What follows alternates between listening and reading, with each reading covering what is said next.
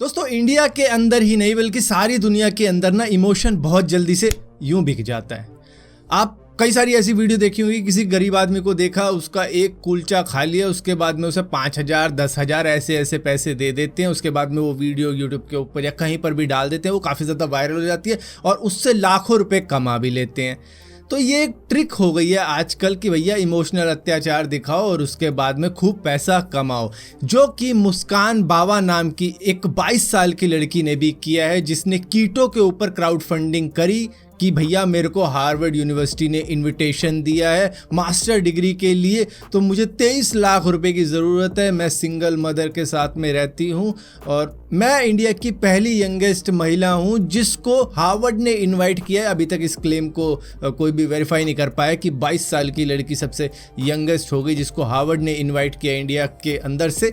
तो ये तो खैर सारी बातें अभी झूठी ही निकली हैं, क्योंकि ये लोगों को पागल बना रही थी अपने इमोशनल अत्याचार दिखा के कि मैं गरीब हूं। ये तो बिकती है लाइन हर जगह।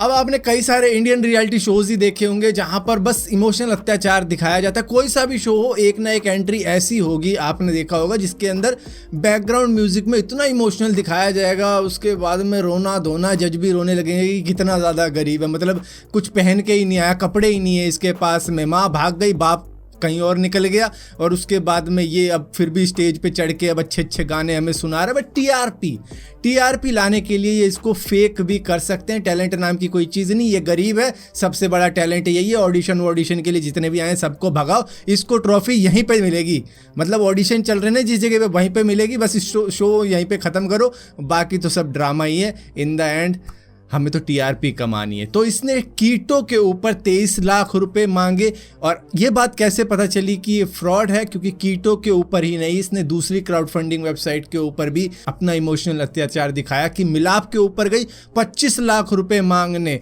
और हर जगह इसको मिले हैं पैसे, काफ़ी ज़्यादा लाखों में डोनेशन हुई है इसको कि भैया लड़की को हार्वर्ड यूनिवर्सिटी ने इन्वाइट किया है।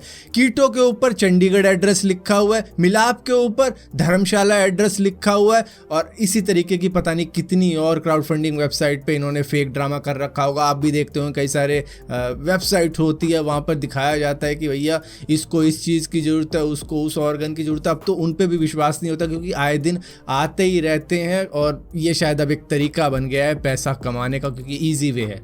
क्योंकि आप सभी को मालूम है कि इंडिया के अंदर इमोशन खट से बिकता है। कहीं भी किसी ने रोके दिखा दिया, बस सारी पब्लिक उसके सपोर्ट में आ जाएगी कि इससे मजबूर आदमी इस दुनिया में कोई है ही नहीं, कि कितने पैसे चाहिए, ला मैं अपना घर बेच के लाऊं और तुझे पैसे दे के जाऊं।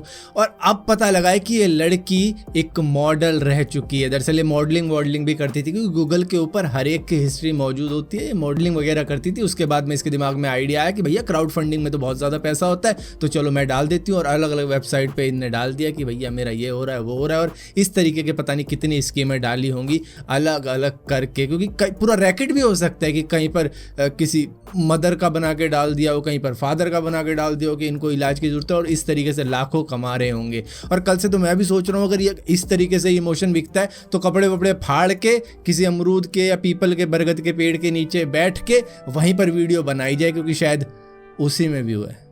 और हर लाइन पे रोऊं, चाहे बात कॉमेडी की हो, बैकग्राउंड में म्यूजिक इमोशन। दोस्तों आपको यकीन नहीं होगा, लेकिन बर्गर खाने पर भी या सैंडविच खाने पर भी आपको 1,43,000 रुपए का फाइन दे सकता है एयरपोर्ट अथॉरिटी। क्योंकि ऑस्ट्रेलियन मॉडल जेसिका ली के साथ में ऐसा ही हुआ है, जो कि यूरोप से ऑस्ट्रेलिया की तरफ फ्लाइट में आ रही थी। 11 घंटे की फ्लाइट जो कि सिंगापुर में लैंड हुई, तो उन्होंने वहां पर सबवे से एक सैंडविच ले लिया। उसके बाद में एक तो इन्होंने खा लिया, लेकिन एक और ले लिया कि रास्ते में खा लूंगी, जिसको इन्होंने अपने लगेज के अंदर रख लिया। अब मुश्किल से वो 100 या 200 रुपये का आता है, तो इतने का लेके वो चल दी।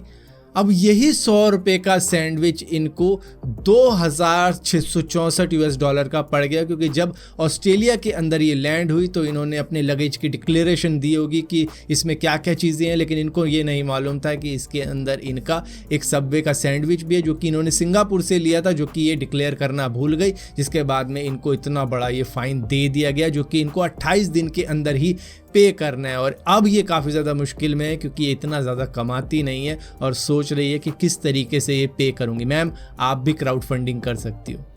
इमोशनल थोड़ा सा होना पड़ेगा इसके अंदर कि मैं बहुत गरीब हूँ, मैं वहाँ से यहाँ फ़्लाइट में आई थी और 100 रुपये का बर्गर लिया था, लेकिन अब मैं पे नहीं कर पाऊँगी, क्योंकि उसको डिक्लेयर नहीं किया।